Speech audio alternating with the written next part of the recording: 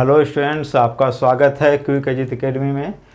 और आज की क्लास से पहले हम लोगों ने घातांक एवं करनी को अच्छी तरह से देख लिया है और उसको मैंने इस तरह से बेसिक स्तर से पढ़ाया है कि जो साधारण से साधारण स्टूडेंट भी हो वो आसानी से उसको सॉल्व कर पाएंगे। और आज हम एक नया टॉपिक लेके आए हैं, एवरेज अर्थात औसत। और औसत से रिलेटेड क्वेश्चन जो है अभी तत्काल जो भी एग्ज़ाम हो रहे हैं उसमें बहुत ज़्यादा मात्रा में इससे रिलेटेड क्वेश्चन आ रहे हैं, इसलिए आज हम एक नया टॉपिक लेंगे, औसत।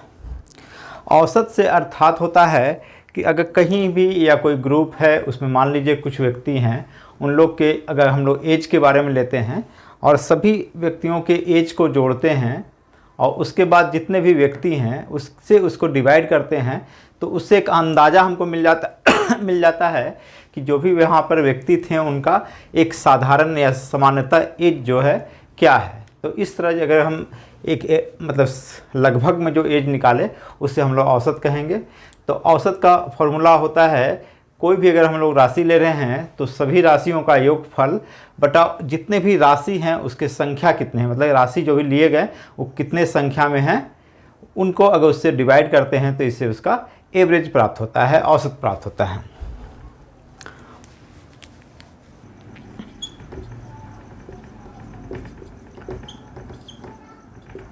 औसत बराबर हो जाएगा सभी राशियों का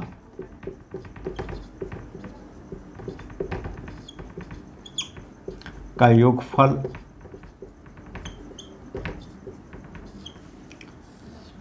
सभी राशियों का योगफल बटा या राशियों की कुल संख्या बटा राशियों की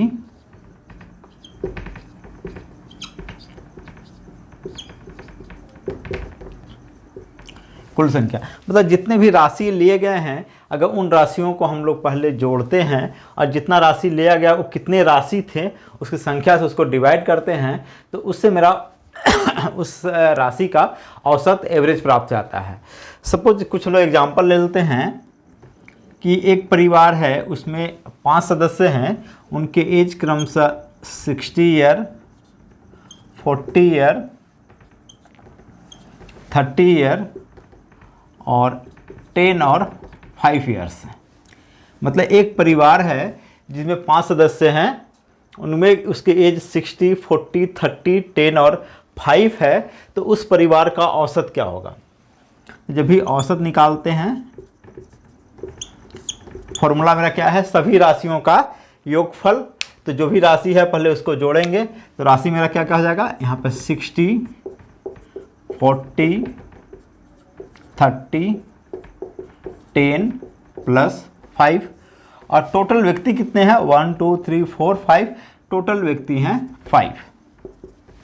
इसको जोड़ने पे 60, 40, 130, 130, 10, 140 प्लस 5, 145 आ जाएगा बटा 5।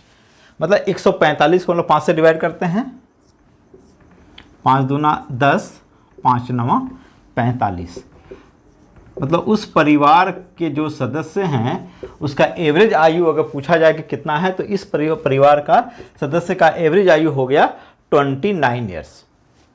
तो औसत का उपयोग एक अनुमानता, किसी भी राशि का अनुमानता या अनुमानित संख्या ज्ञात करने के लिए ही हम लोग औसत का प्रयोग करते हैं। और औसत में आगे बढ़ने से सबसे पहले जो भी संख्या है, प्राकृतिक संख्या है, उससे रिलेटेड जो भी औसत के जो मतलब फॉर्मूला है पहले हम लोग उसको देखेंगे, उसके बाद फिर इसके क्वेश्चन आंसर को करेंगे। है कि एक बार जो भी संख्या है उसके औसत को अच्छी तरह से हम लोग समझ लेते हैं, औसत के फॉर्मूला को समझ लेते हैं, तो आगे हम लोग को जितने भी प्रॉब्लम आएंगे, जो भी क्वेश्चन आएंगे उसको सॉल्व करने में आसानी होगी। आइए पहले इसको फॉर्मूला चेक कर लेते हैं, फॉर्मूला बना लेते हैं, उसके बाद इसको हम लोग आगे बढ़ेंगे। तो पहला फॉर्मूला है कि प्रथम n प्राकृतिक संख्याओं का औसत जो है वो होता है n+1/2। मतलब औसत क्या निकालेंगे, 1 से लेके n तक संख्या है उसका औसत कितना होगा वो निकालना है। तो 1 2 3 4 5 हम n तक चले जाएंगे और टोटल संख्या कितने हो जाएंगे n। तो इस प्रकार के प्राकृत संख्याओं का मतलब प्रथम n प्राकृत संख्याओं का औसत जो होता है वो n+1/2 होता है। क्योंकि हम पहले पढ़ चुके हैं कि 1 से लेके अगर प्रथम n प्राकृत संख्याओं का योगफल बोला जाए तो n × n+1/2 होता है। मतलब योगफल हम लोग जब देख रहे थे n × n+1/2, जब औसत निकालेंगे तो कितने संख्या थे, टोटल संख्या n थे, तो इसको हम लोग n से डिवाइड करेंगे तो n कैंसिल हो जाएगा, तो क्या आ जाएगा n+1/2। इसलिए कह सकते हैं हम लोग कि प्रथम n प्राकृत संख्याओं का जो योगफल होता है वो होता है जो प्रथम n प्राकृत संख्याओं का औसत होता है वो होता है n+1/2। जितना भी लास्ट डिजिट होगा उसमें 1 जोड़ के 2 से डिवाइड कर देंगे, उस टोटल प्रथम n प्राकृत संख्याओं का औसत निकल जाएगा। मान लीजिए क्वेश्चन ले लेते हैं कि प्रथम 100 प्राकृत संख्याओं का या प्राकृतिक संख्याओं का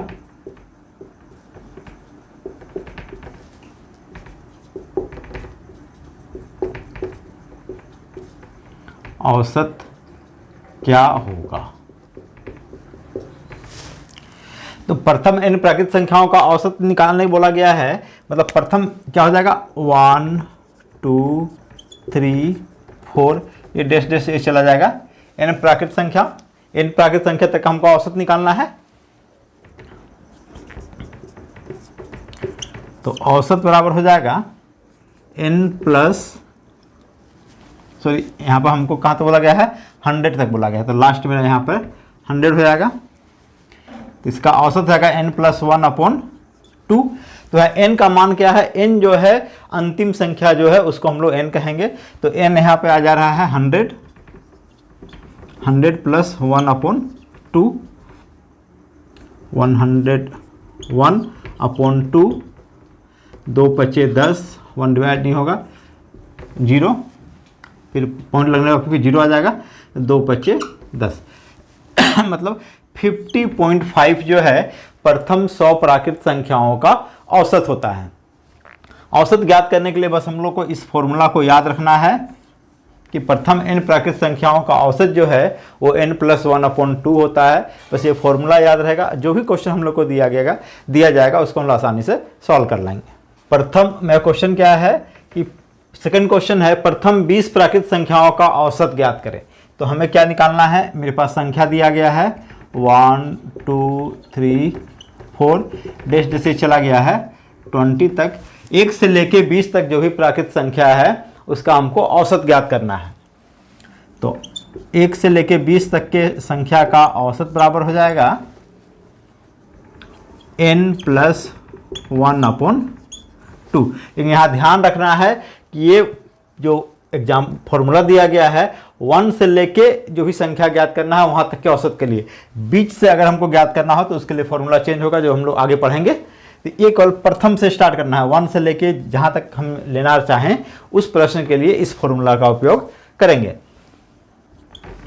तो यहाँ n का मान क्या हो जाएगा, यहाँ n बराबर 20, चूंकि प्रथम 20 प्राकृत संख्या का औसत पूछा गया है, तो 20 + 1/2, 21/2, 2 एका 2, 1 डिवाइड नहीं होगा 0, 10 बैठाएंगे तो 1 0 आ जाएगा, 2 पचे 10, मतलब 10.5 जो है प्रथम 10 प्राकृत संख्याओं का औसत है। प्रथम 20 प्राकृत संख्याओं का औसत जो है वो 10.5 होगा। और मेरा सेकंड फॉर्मूला जो है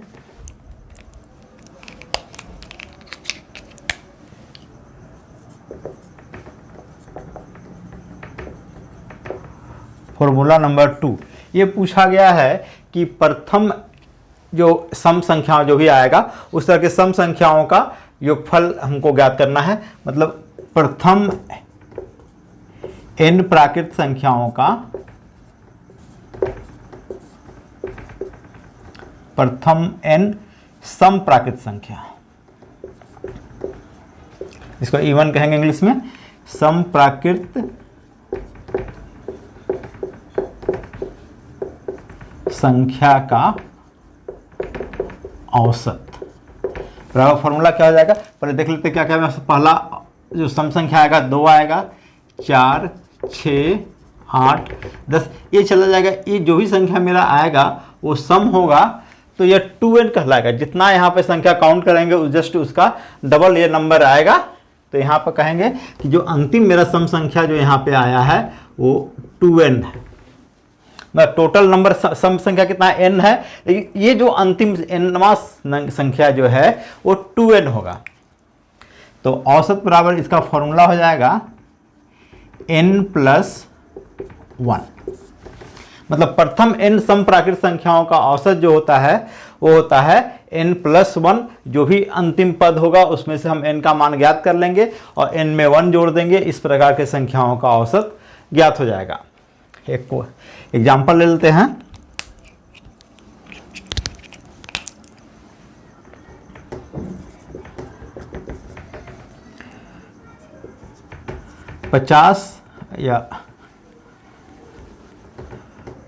हाँ 50 लिखते हैं। फिर 50 तक के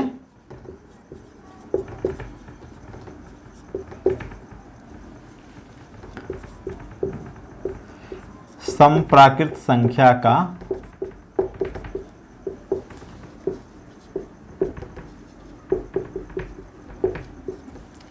औसत ज्ञात करें। तो क्वेश्चन क्या पूछा गया कि प्रथम 50 तक के, प्रथम यहाँ वर्ड नहीं किया गया है, केवल 50 तक, मतलब 1 से लेकर 50 तक में जितने भी सम संख्या आते हैं टोटल सम संख्याओं का हमको औसत ज्ञात करना है। तो सबसे पहले संख्या क्या क्या आएगा। प्रथम मेरा जो इवन नंबर आएगा 2 आएगा, सेकेंड 4, 6, 8, 10 ये बढ़ते चला जाएगा। कहाँ तक चला जाएगा, ये 50 तक हो जाएगा। 50 जो मेरा संख्या है उसको हम लोग क्या माना गया है, 2n माना गया है। जो इसका औसत ज्ञात करेंगे तो सबसे पहले n का मान ज्ञात कर लेंगे। तो यहाँ पे 2n बराबर क्या आ जाएगा, 50। जो ये जो पद है ये 2n है। मतलब इस सम संख्या का जो nवां पद आएगा, nवां पद 2n होता है। तो यहाँ n का मान ज्ञात करेंगे, 2n बराबर 50 हो गया। तो n = 50/2 ये कैंसिल जाएगा तो आ जाएगा 25। मतलब n का जो मेरा संख्या प्राप्त हुआ ये संख्या प्राप्त हो गया 25। अब हमको इसका औसत निकालना है।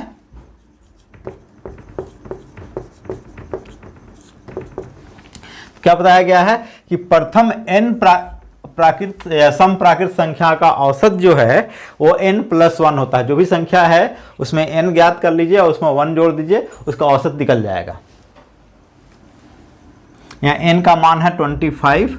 यहाँ फॉर्मूला क्या हो जाएगा, औसत बराबर n+1।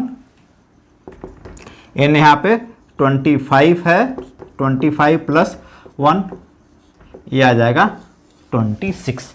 मतलब कहा जाए कि 50 तक में जितने भी सम संख्या है उसका औसत जो आता है ये आता है 26।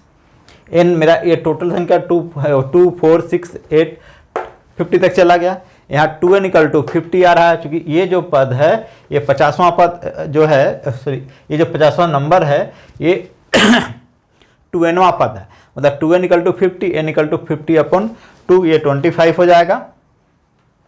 जब औसत ज्ञात करेंगे प्रथम 50 तक के में जितने भी सम संख्या है उसका योगफल क्या होगा, औसत क्या होगा। तो औसत होगा n+1। n मेरा 25 आ गया था, 25 + 1 ये आ जाएगा 26।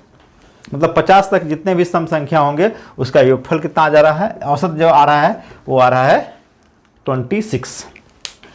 मेरा थर्ड फॉर्मूला है कि प्रथम n विषम संख्याओं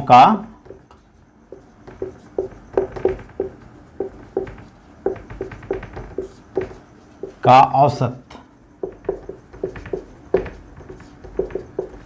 जब हम प्रथम n विषम संख्याओं का औसत निकालें तो संख्या मेरा क्या क्या आ जाएगा। पहला विषम संख्या में 1 को हम लोग विषम संख्या ही लेते हैं। 1, 3, 5, 7 ये चला जाएगा। तो अंतिम जो मेरा संख्या आ जाएगा, क्योंकि जब सम संख्या हम लोग लिए थे तो सम संख्या में मेरा nवां पद 2n आ रहा था, तो विषम संख्या जो होगा उसमें या तो +1 होगा या -1 होगा। तो अंतिम विषम संख्या जो आएगा वो 2n - 1 होगा। जो भी nवां पद था उससे पहले मेरा विषम संख्या आएगा, तो उसमें हम 1 माइनस करेंगे, मतलब 1 3 5 7 डैश डैश, अंतिम पद मेरा 2n - 1 आ जा रहा था। इसका हमको औसत ज्ञात करना है, तो इसको प्रथम n विषम संख्याओं का औसत बटा यहाँ पे क्या आ जाएगा, n आ जाएगा। तो प्रथम n विषम संख्याओं का जो औसत आता है वो औसत हो जाता है n, मतलब केवल n, जो अंतिम पद हम n ज्ञात कर लेंगे वही आ जाएगा मेरा अंतिम, मतलब जितने भी विषम संख्याओं का औसत ज्ञात करने बोला गया है उसका, मतलब प्रथम n विषम संख्याओं का जो औसत होगा वो n होता है। प्रथम n विषम संख्याओं का औसत n आ जाएगा। इसको कुछ क्वेश्चन लेके सॉल्व कर लेंगे, क्वेश्चन लेने से स्पष्ट हो जाएगा। फॉर्मूला का फर्स्ट क्वेश्चन हम लोग यूज किए हैं कि 100 से कम, मतलब 100 से कम जितने भी विषम संख्या है उसका औसत ज्ञात कीजिए। तो देख लेते हैं यहाँ विषम संख्या में क्या क्या आ जाएगा। मेरा पहला विषम संख्या 1 हो जाएगा, 3 हो जाएगा, 5 7 डैश डैश। क्योंकि 100 से कम, तो 100 मेरा सम संख्या है, तो इससे पहले का जो संख्या आ जाएगा वो कितना होगा, 99 होगा। मतलब 1 3 5 7 9 11 13, लास्ट में आ जाएगा 99 तक जितने भी विषम संख्या है, ये टोटल विषम संख्याओं का औसत ज्ञात करें। तो ये जो पद है, हमको यहाँ पर बस विशेष चीज ये ध्यान रखना है कि ये जो पद है इसी से हम n का मान ज्ञात करेंगे। कि जो अंतिम पद है वो 2n - 1 के बराबर है। 2n - 1 इक्वल टू कितना है, ये 99 आ जाएगा। तो 2n equal to 99 plus 1, 2n equal to 100, n equal to 100/250। यहाँ n का मान आ गया 50।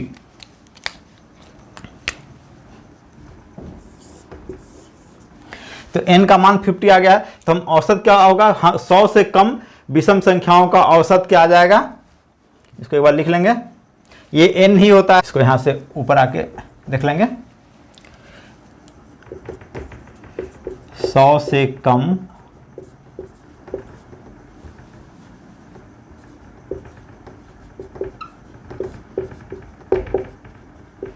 विषम संख्या का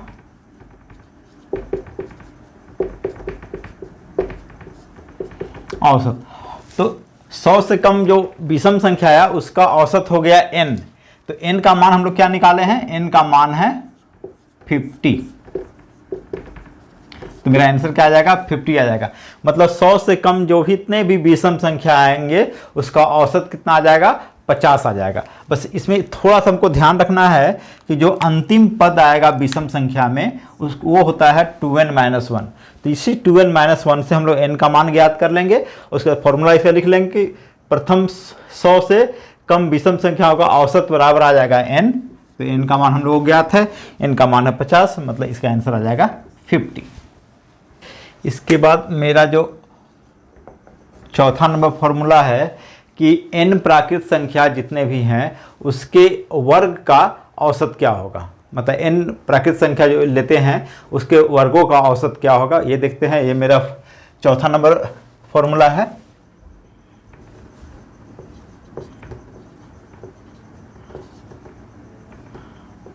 प्रथम n प्राकृत संख्या या प्राकृतिक संख्या के वर्गों का औसत।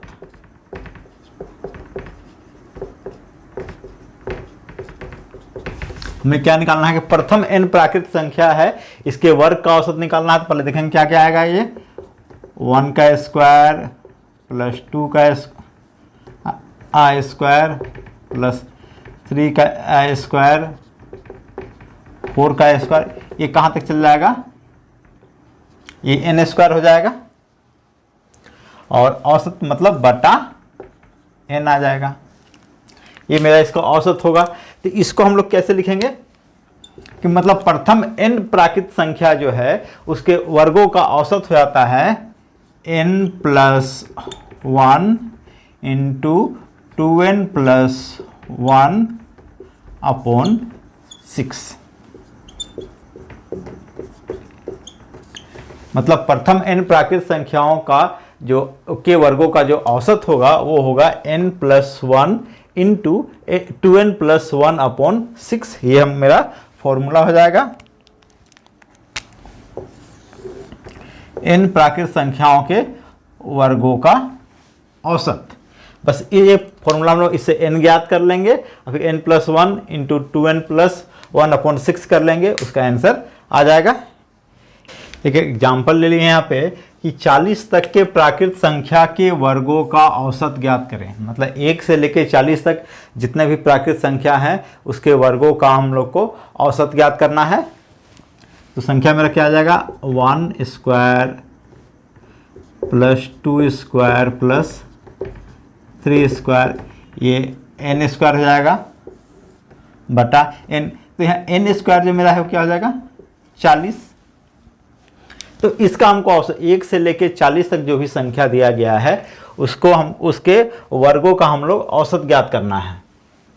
तो औसत बराबर मतलब ये कहा जाए कि 40 तक के प्राकृत संख्या के वर्गों का औसत बराबर हो जाएगा n+1 इंटू 2n+1 अपॉन 6। ये मेरा फॉर्मूला है कि n प्राकृत संख्याओं का जो औसत होता है, वर्गों का औसत होता है, वो होता है n+1 इंटू 2n+1 अपॉन 6। तो वहाँ पर n का मान क्या है, क्योंकि हमको 40 तक के प्राकृत संख्याओं के वर्गों का औसत ज्ञात करना है, तो n बराबर मेरा यहाँ पे आ जा रहा है 40। तो औसत क्या आ जाएगा 40 + 1, 2 गुना 40 + 1, 2n का मतलब हो गया 2 × n मतलब 2 × 40 अपॉन 6, 41 इंटू 40 दूना 80 है 81 अपॉन 6। तो 3 से कैंसिल हो गया, ये 3 दूना 6 और 27 × 81 होता है।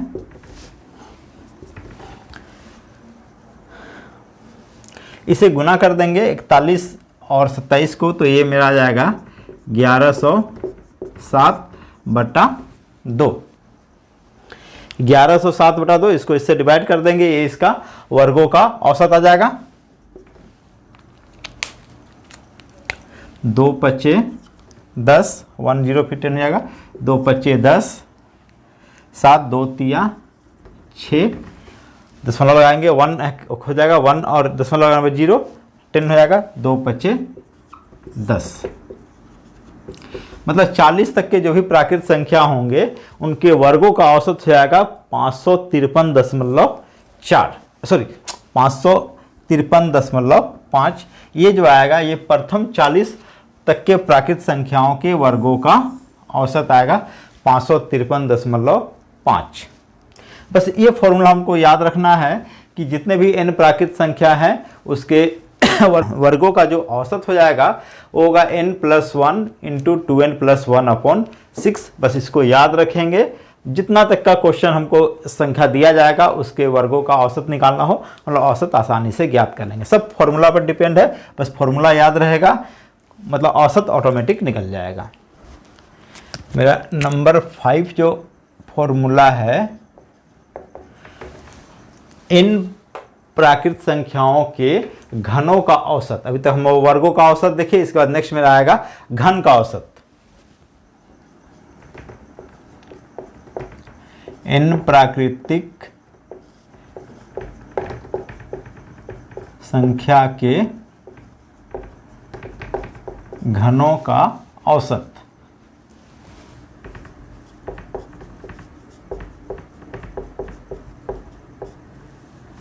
मतलब प्रथम, यहां प्रथम हम लोग लिख सकते हैं प्रथम n प्राकृतिक या प्राकृत संख्या के घनों का औसत। तो जब भी हम औसत निकालेंगे तो मेरा संख्या क्या आ जाएगा 1 का क्यूब प्लस 2 का क्यूब प्लस 3 का क्यूब,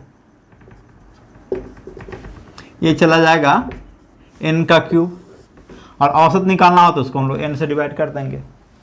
मतलब 1 से लेके n प्राकृत संख्याओं का घनों का योगफल निकाल दिए, उसको n से डिवाइड कर दिए तो उसका औसत आ जाएगा।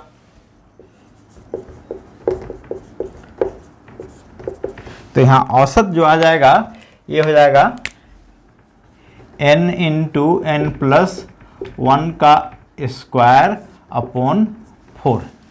एक्चुअली प्रथम n प्राकृत संख्याओं के घनों का योगफल होता है n इंटू n प्लस 1 का होल स्क्वायर अपॉन 4।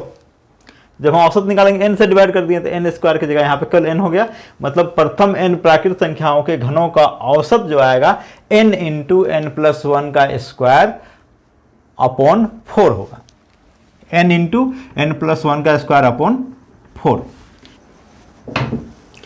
मेरा क्वेश्चन है कि 30 तक के सभी संख्या के घनों का औसत ज्ञात करें। कहाँ तक का? 30 तक का। 1 का क्यूब प्लस 2 का क्यूब प्लस 3 का क्यूब, डेश डेश कहाँ तक चलाएगा? 30 का क्यूब। इतने का हम लोग को औसत ज्ञात करना है। मतलब यहाँ पे n का मान क्या है? n का मान है 30। प्रथम 30 तक के प्राकृत संख्या के घनों का औसत ज्ञात करना है। तो 30 तक के प्राकृत संख्या के घनों का औसत बराबर हो जाएगा n इंटू n प्लस 1 का होल स्क्वायर अपॉन 4। तो n का मान है 30 प्लस 1 का होल स्क्वायर अपॉन 4। 30 इंटू 31 का स्क्वायर हो जाएगा। 30 प्लस 1 का स्क्वायर अपॉन 4। तो 30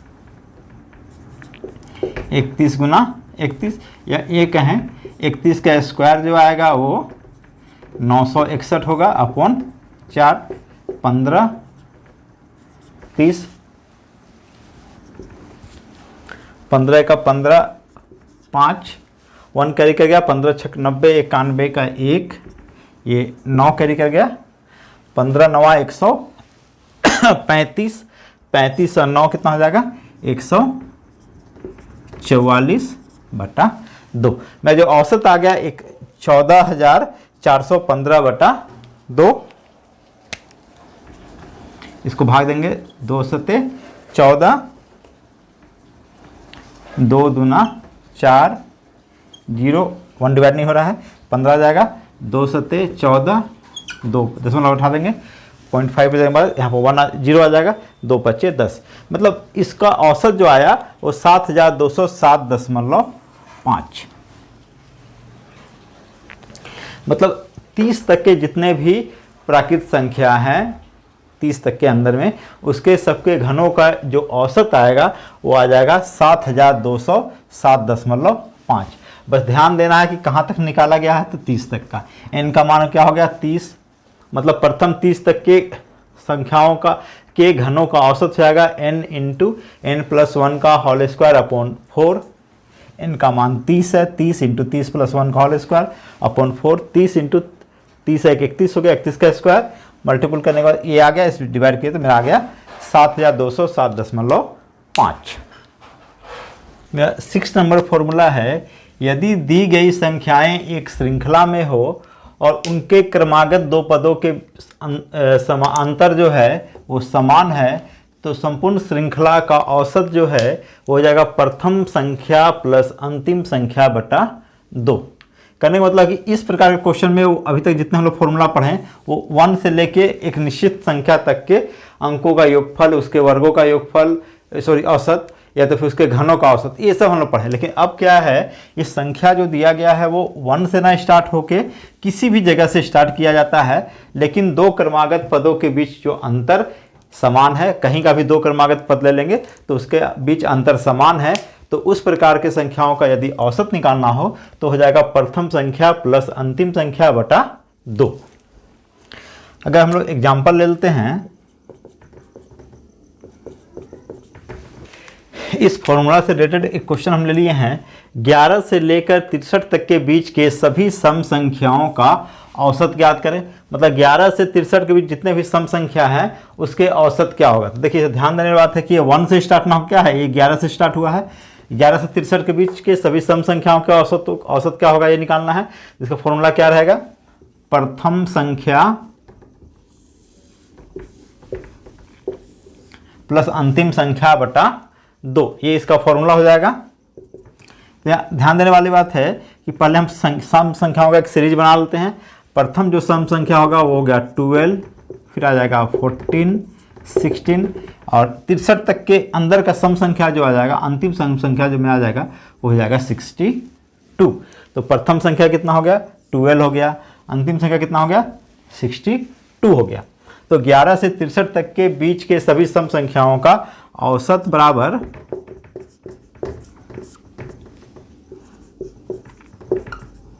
प्रथम संख्या प्लस अंतिम संख्या बटा 2। फॉर्मूला क्या जा रहा है, प्रथम संख्या प्लस अंतिम संख्या बटा 2। तो प्रथम संख्या क्या है, प्रथम संख्या है यहाँ पे 12, अंतिम संख्या है 62 अपॉन 2 आ जाएगा। प्रथम संख्या प्लस अंतिम संख्या बटा 2, 4 6 1 7, 74 अपॉन 2 कैंसिल कर देंगे, 2 तिया 6, 2 सत्ते 14, ये आ जाएगा 37। मतलब 11 से लेकर 63 तक के बीच के सभी सम संख्याओं का औसत हो जाता है 37। तो जब भी इस प्रकार का क्वेश्चन कहीं पूछा जाएगा तो ये फॉर्मूला का हम लोग उपयोग करेंगे, प्रथम संख्या प्लस अंतिम संख्या प्लस बटा 2। अगर पूछा जाता है 11 से 63 के बीच के सभी विषम संख्याओं का औसत ज्ञात करें, तो उसका फॉर्मूला सेम फॉर्मूला में काम करते हैं हम, या इसके बीच के जितने अभाज्य संख्या है उसका औसत ज्ञात करें, तभी ये फॉर्मूला का हम लोग उपयोग करेंगे। अगला जो हम लोग टॉपिक देखने जा रहे हैं, मेरा टॉपिक है कि यदि किसी समूह में किसी सदस्य को निकालने या किसी सदस्य को उसमें लाने के बाद उसके औसत में कुछ अंतर आता है, तो जो भी सदस्य को उस समूह में डाला गया या उपयोग किया गया है उस व्यक्ति का या उस राशि का, अगर हम किसी राशि का बात करें तो उस राशि को मान क्या होगा, ये हम लोग किस प्रकार निकालेंगे वो हम लोग फॉर्मूला के माध्यम से देखते हैं। इसमें मेरा पहला फॉर्मूला है कि यदि n संख्याओं का औसत x है, क्या है, कोई भी n संख्या लिया गया है उसका औसत x हमको ज्ञात है, यदि उनमें से कोई संख्या जोड़ने पर, मतलब इस जो n संख्याओं का औसत x था उसमें से यदि किसी भी संख्या को हम जोड़ दिए तब उसका औसत चेंज हो जाएगा, तो उसका औसत y हो जाता है। तो उस जोड़ी गई संख्या का, जो भी संख्या जोड़ा गया था उस संख्या का मान ज्ञात करना है। तो उस संख्या का मान क्या होगा, तो उसके लिए फॉर्मूला हो जाएगा n into y minus x plus y, n into y minus x plus y करेंगे, मतलब n मेरा जो टोटल नंबर ऑफ संख्या है और जो उस व्यक्ति को जोड़ने के पश्चात जो संख्या औसत आया वो y हो जाएगा, माइनस जो पूर्व में औसत था वो प्लस y, जो संख्या जोड़ा गया, जोड़ने के पश्चात जो औसत आया, ये मेरा उस जोड़ी गई संख्या का मान होगा n into y minus x plus y. इस फॉर्मूला को याद रखना है और इससे रिलेटेड जो भी क्वेश्चन आएगा उसको हम लोग आसानी से सॉल्व कर लेंगे। इसके लिए एक एग्जाम्पल लेके देख लेते हैं। जैसे जो भी फॉर्मूला है यदि हम एग्जाम्पल के माध्यम से समझते हैं तो हमको उसको समझने में आसान हो जाता है। मेरा एग्जाम्पल है, यदि एक कक्षा में 25 छात्रों का औसत, मतलब किसी कक्षा में 25 छात्र हैं, 25 छात्रों का औसत 50 केजी है, यदि उस कक्षा के अध्यापक का भार उसमें शामिल कर लिया जाए तो उसके औसत में 1 केजी की वृद्धि हो जाती है। 1 केजी की वृद्धि हो जाती है तो उस अध्यापक का भार क्या होगा, मतलब उस कक्षा में जो अध्यापक को शामिल किया गया उस अध्यापक का भार क्या होगा, ये हमें ज्ञात करना है। सबसे पहले इसको हम फॉर्मूला से देख लेते हैं।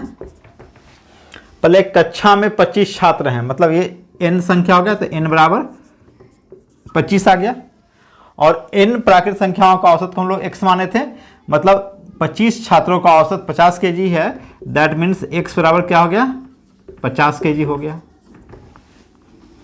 और उस अध्यापक को शामिल करने के बाद उस कक्षा के औसत भार में 1 केजी का वृद्धि हो जाता है। तो y का मान क्या हो जाएगा? पहले औसत भार जो था वो 50 केजी था, यदि अध्यापक को शामिल कर लिया गया तो 1 केजी औसत बढ़ गया, मतलब y का मान हो गया 50 प्लस 1 मतलब 51 केजी। मतलब अध्यापक को शामिल करने के बाद उस कक्षा का जो औसत भार हो गया वो हो गया 51 केजी। तो उस अध्यापक का भार क्या होगा? अध्यापक का भार बराबर क्या फॉर्मूला हो जाएगा? n into y minus x plus y. मेरा फॉर्मूला पहले देख लिए हैं, n into y minus x plus y, जहाँ पे n का मान क्या है? n का मान है 25, y का मान है 51 केजी, माइनस x का हो गया 50 प्लस y मतलब 51, इतना केजी में आएगा पूरा। 25 गुना 1 प्लस 51, तो 25 का 25 प्लस 51, जोड़ देने पे क्या मान आ गया? 5 1 6 और 5 2 7, मतलब उस अध्यापक का भार जो था वो था 76 केजी। मतलब अध्यापक को शामिल करने के बाद भार में कितना अंतर आ गया था? 1 केजी का अंतर आ गया था, मतलब y बराबर हो गया था 51 केजी। अध्यापक का भार बराबर n into y minus x plus y, मतलब n का मान हम लोग ज्ञात कर चुके हैं। n का मान मेरा 25 है, x का मान 50 केजी है और y का मान है 51 केजी। यहाँ मान पुट कर दिए 25 into 51 minus 50 plus 51, 25 into difference 1 आ गया, 25 इंटू 1 प्लस 51, जोड़ने पे कितना आ गया? 76 केजी। मतलब इस अध्यापक का भार हो जाएगा 76 केजी। इस प्रकार के फॉर्मूला से रिलेटेड क्वेश्चन जो है वो एग्जाम, किसी भी कॉम्पिटिटिव एग्जाम में बहुत ज़्यादा पूछे जाते हैं, इसलिए इस तरह के फॉर्मूला को ध्यान से देखेंगे। आइए नेक्स्ट फॉर्मूला देख लेते हैं। ये फॉर्मूला जो मेरा था वो शामिल करने से रिलेटेड था। अब नेक्स्ट क्वेश्चन है, यदि किसी व्यक्ति को निकाल दिया जाए तब उसके औसत में क्या अंतर आता है, तो उस व्यक्ति जो भी व्यक्ति को निकाला गया उसका भार कैसे ज्ञात करेंगे ये देखते हैं। मेरा सेकंड फॉर्मूला है, यदि n संख्याओं का औसत जो है y है, यदि उसमें से किसी संख्या को हटा दिया जाता है और हटाने के बाद उसका औसत y हो जाता है, तो उस संख्या से या उस राशि से या उस समूह से कहा जाए जो भी संख्या हटाया गया उसका मान क्या होगा, वो इस फॉर्मूला के माध्यम से ज्ञात कर सकते हैं। यदि n संख्याओं का औसत x है, यदि उसमें से एक संख्या हटाने के पश्चात या कोई संख्या हटाने के पश्चात उसका औसत y हो जाता है, तो हटाई गई संख्या का मान हो जाएगा n into x minus y plus Y.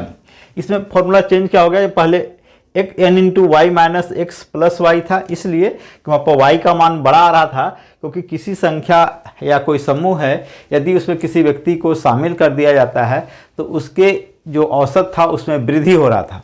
लेकिन इसमें से किसी संख्या को यदि कम कर दिया जाए तो उसका औसत जो है वो कम हो जाता है, इसलिए यहाँ फॉर्मूला थोड़ा चेंज हो जाता है।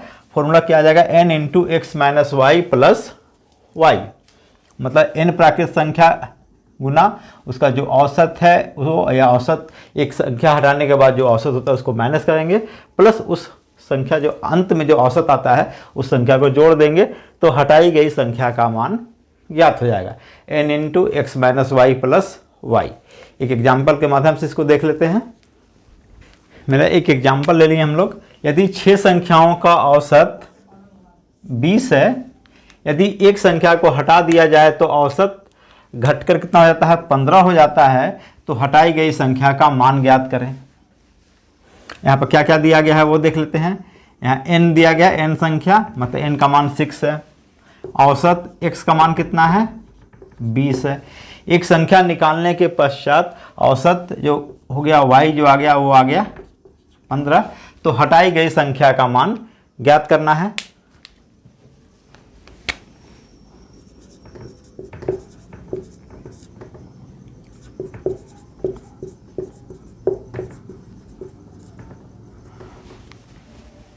संख्या का मान बराबर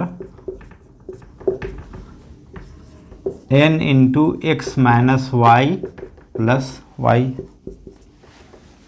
या n का मान क्या है, n का मान 6 है, इंटू एक्स का मान कितना है 20, माइनस वाई का मान 15, प्लस वाई कितना आ गया 15 आ गया। 6 गुना ये माइनस होने के बाद 5 आ गया प्लस 15, 6 पच्चे 30 प्लस 15, 30 प्लस 15 कितना आ गया, ये आ गया 45, 45। मतलब वो हटाई गई संख्या का मान कितना जा रहा है, हटाई गई संख्या का मान आ रहा है 45। n into x minus y plus y, n का मान 6 है, x का मान 20 है, y का मान 15 है, प्लस 15, 6 ये डिफरेंस आ गया 5 प्लस 15 30 प्लस 15 45। मतलब इस क्वेश्चन का आंसर क्या आ गया, आंसर आ गया 45। मतलब जो संख्या हटाया गया है वह संख्या है 45। यदि आप लोगों को मेरा वीडियो पसंद आ रहा हो तो प्लीज़ लाइक करें, शेयर करें एंड सब्सक्राइब करें। Thank you.